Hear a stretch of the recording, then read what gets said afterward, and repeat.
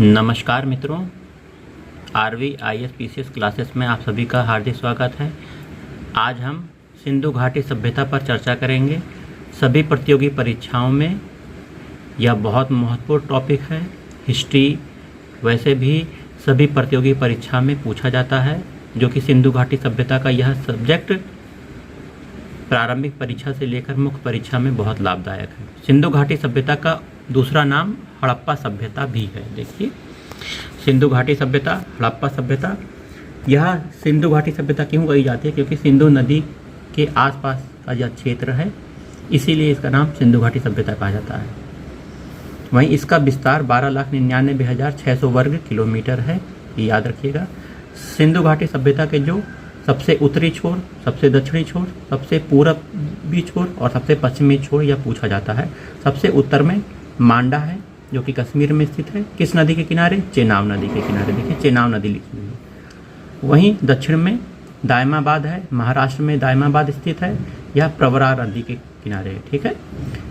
पश्चिम में सुतकागेंडोर, इराक पाक border, Iraq और पाकिस्तान का बॉर्डर है सुतकागेंडोर।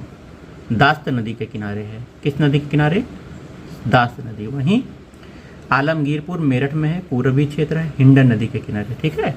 सिंधु घाटी सभ्यता का आकार त्रिभुजाकार है। अगर प्रश्न पूछा गया किस आकार का है, तो त्रिभुजाकार। चलिए, सिंधु घाटी सभ्यता के प्रमुख नगरों पर चर्चा करते हैं, उनकी क्या विशेषताएं। सबसे पहले हड़प्पा। हड़प्पा कहाँ स्थित है? पाकिस्तान के पंजाब प्रांत में स्थित है। यह मांटगोमरी जिले में यहाँ स्थित है। यह हड़प्पा रावी नदी के तट पर स्थित है। इसकी खोज 1921 में दयाराम साहनी ने की थी। ठीक है, खोजा था। द्वितीय समय 1926 में इसकी खुदाई MS वत्स ने कराई थी। खुदाई MS वत्स ने कराई थी। खोज 1921 में दयाराम साहनी ने की थी। दूसरी विशेषता है नौका निर्माण का यह प्रसिद्ध केंद्र रहा है हड़प्पा। वहीं हड़प्पा में कब्रिस्तान H और कब्रिस्तान R37 प्राप्त हुआ है। तो वहीं से प्रश्न पूछा गया, कब्रिस्तान H और कब्रिस्तान R37 कहाँ से प्राप्त हुआ है? हड़प्पा से प्राप्त हुआ है। ताबूत समाधान पाया गया है। वहीं अन्नागार पाए गए हैं। अन्नागार आपको कई जगह मिलेंगे। तांबे का बना इक्का, यह इंपॉर्टेंट है, यह हड़प्पा से मिला है। वहीं मोहनजोदड़ो दूसरा विशेष नगर है। मोहनजोदड़ो सिंधु नदी के किनारे स्थित है, लरकाना जिले में यहाँ स्थित है। किस जिले में है? लरकाना जिले में। इसकी खोज RD बनर्जी, राखल दास बनर्जी ने की थी। ठीक है, 1922 में की थी। इसकी विशेषता यहाँ पर क्या क्या पाया गया है? महास्नानागार पाया गया है ना, अन्नागार पाया गया है। पशुपति की मोहर पाई गई है। देखिए, पशुपति की मोहर में ये भगवान मान लीजिए शिव हैं। सांप, गैंडा, बाघ, हिरन, भैंस, हाथी, ये सब के चित्र यहाँ बने हुए हैं। आदि शिव से कहा गया है। पशुपति की मोहर। सूती कपड़े के टुकड़े पाए गए हैं, अर्थात ऐसे पता लगता है कि सिंधु घाटी सभ्यता के लोग सूती कपास का प्रयोग करते थे, सूती कपड़ों का प्रयोग करते थे। वहीं पक्की मिट्टी के बनी हुई पहियों वाली गाड़ी पाई गई। तीली नहीं है इसमें, पक्की मिट्टी के बने हुए। कांसे की बनी नर्तकी की मूर्ति, नर्तकी जो नाचने वाली है, नृत्य करती स्त्री, उसकी कांसे की बनी मूर्ति प्राप्त हुई है। ये इंपॉर्टेंट है। ईंटों का कब्र प्राप्त हुआ है। सभागृह प्राप्त हुआ है। ऊंची और निम्न गढ़ी के मध्य एक नहर या खाई मोहनजोदड़ो का खाई पाई गई है। मोहनजोदड़ो का सिंधी भाषा में अर्थ है मृतकों का टीला। ठीक है, सिंधी भाषा में मोहनजोदड़ो का क्या अर्थ है? मृतकों का टीला। चलिए, लोथल, यह गुजरात भाषा में इसका अर्थ मृतकों का टीला है। गुजराती भाषा में लोथल का अर्थ है मृतकों का टीला।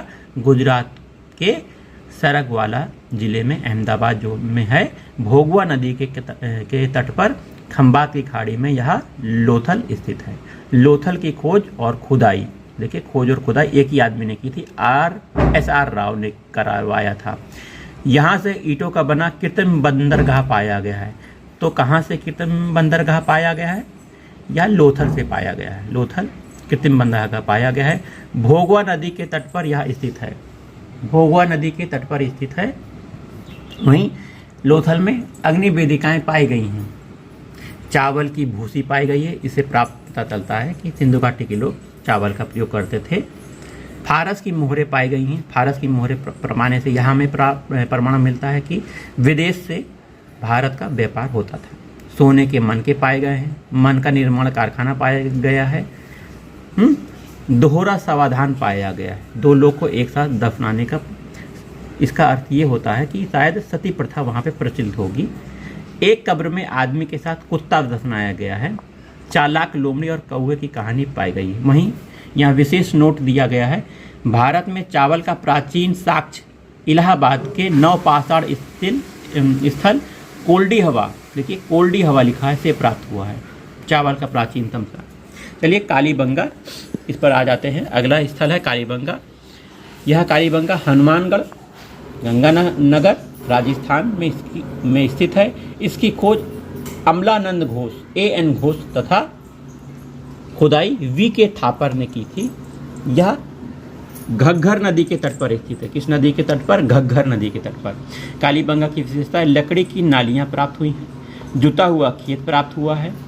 जुता हुआ खेत कालीबंगा से, मिश्रित कृषि के साक्ष्य प्राप्त हुए हैं। देखिए कोई प्रश्न पूछा जाता है, मिश्रित कृषि के साक्ष्य कहाँ से प्राप्त हुए हैं? तो कालीबंगा से प्राप्त हुए हैं। भूकंप के साक्ष्य प्राप्त हुए हैं।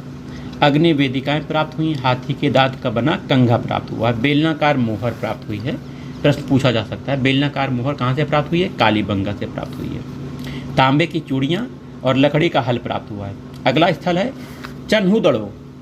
क्या है? चन्हूदड़ो।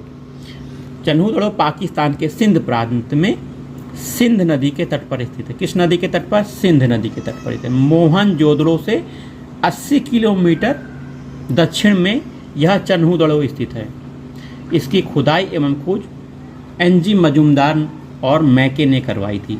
N.G. मजूमदार और मैके ने चन्हूदड़ो की खोज और खुदाई करवाई थी। चलिए आगे देखते हैं।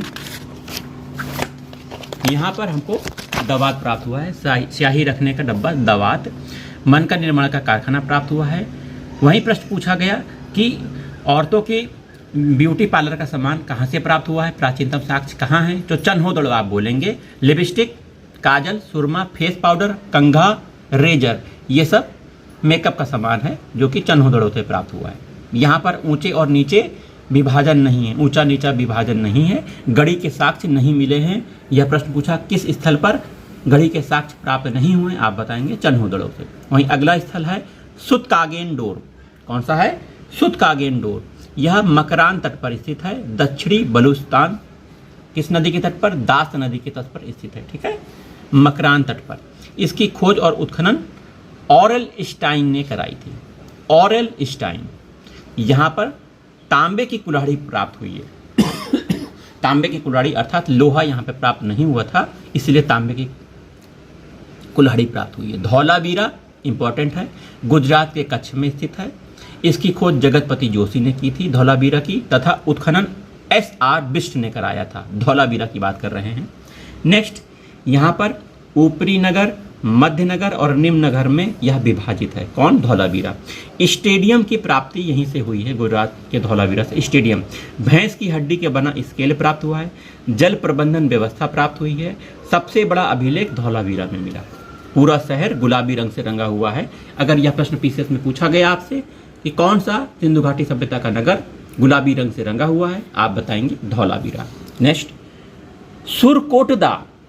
नेक्स्ट स्थल है सिंधु घाटी सभ्यता का सुरकोट, गुजरात के कच्छ में यह स्थित है। इसकी खोज एवं उत्खनन जगतपति जोशी ने कराई थी। घोड़े की हड्डियां और अवशेष प्राप्त हुए हैं। घोड़ा प्राप्त होने के साक्ष्य हमको सुरकोटदा से प्राप्त हुआ है। वहीं कलश समाधान के साक्ष्य मिले हैं। ठीक है, रंगपुर अगला स्थल है। रंगपुर लोथल, गुजरात के लोथल के पास यह स्थित है। इसका उत्खनन S.R. राव ने कराया था। यह उत्तर हड़प्पा कालीन सभ्यता का क्षेत्र है। उत्तर हड़प्पा कालीन सभ्यता का क्षेत्र रंगपुर है। रंगपुर में चावल की भूसी प्राप्त हुई है। एक भूसी हमको लोथल से मिली थी, वहीं रंगपुर से भी मिली थी। तो चावल के साक्ष्य हमें दो जगह से प्राप्त हो रहे हैं, एक रंगपुर एक लोथल। ठीक है, यह 6 प्रकार के मृदभांड यहाँ से प्राप्त हुए हैं। 6 प्रकार के मृदभांड। वहीं अगला स्थल है बनवाली, हरियाणा के हिसार में यह स्थित है। इसका उत्खनन एवं खोज R.S. बिष्ट ने करवाई थी। बनावली में जल निकास सभ्यता के साक्ष्य नहीं प्राप्त हुए हैं, है ना। वहीं अच्छी किस्म का जौ पाया गया है। जौ के साक्ष्य देखिए प्राप्त हुए हैं। हमको चावल के साक्ष्य मिल गए हैं, जौ के साक्ष्य भी प्राप्त हो गए हैं। इससे प्राप्त हमें पता लगता है कि चावल और जौ का प्रयोग खाने में किया जाता था। वहीं मिट्टी का हल प्राप्त हुआ है जिसे खिलौना कहते हैं। वहीं अगला स्थल है कोटी दीजी। कोटी दीजी पाकिस्तान के सिंध प्रांत के खैरपुर जिले में स्थित है।